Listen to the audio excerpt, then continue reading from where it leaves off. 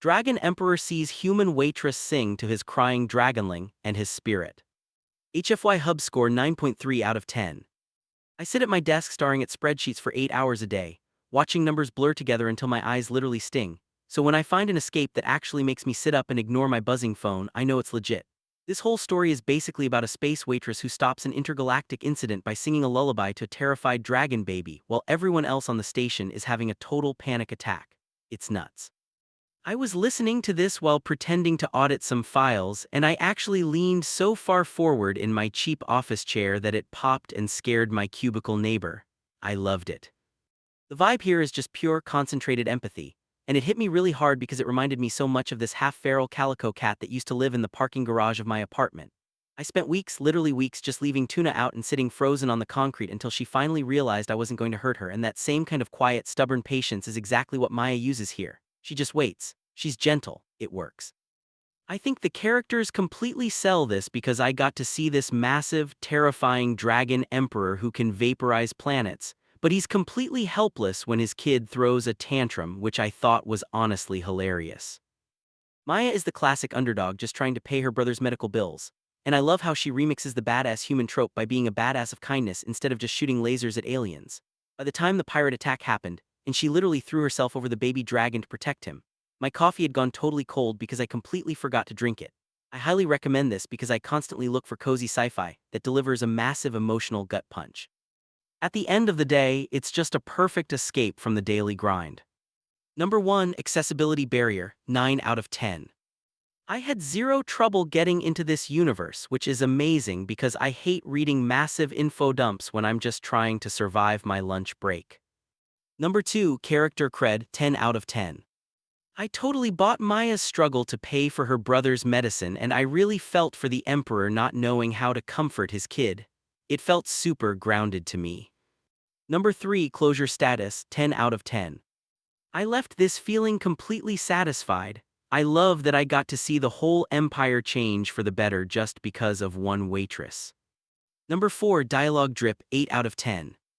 I thought the conversations flowed really well, especially when the Emperor was trying to wrap his giant dragon brain around the concept of a lullaby. I smiled a lot.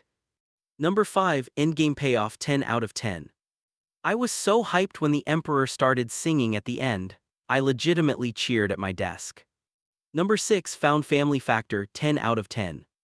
I am an absolute sucker for the tough guy adopts a sweetheart trope, and I loved seeing Maya become part of this royal dragon family. Number 7, HFY Video Length, 1530 min. I listened to this while doing my afternoon data entry block, and I felt it was the perfect length to keep me from losing my mind at work.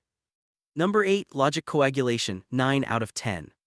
I felt like everything made sense, from the pirate attack to why a scared dragon baby would accidentally shoot dangerous sparks when upset. Number 9, Narrative Gut Punch, 10 out of 10. I genuinely gasped when the ceiling collapsed and Maya shielded the prince with her own body. I was so stressed for her. Number 10, Packing Pulse, 9 out of 10. I thought it started off super cozy, but once those pirate alarms started blaring, my heart was racing right along with Maya's. Number 11, Possible Sequel, Maybe.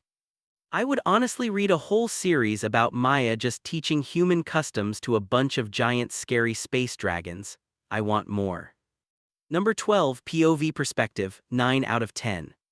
I loved following Maya's perspective because I totally relate to feeling like the smallest, most unimportant person in a giant corporate-style space station.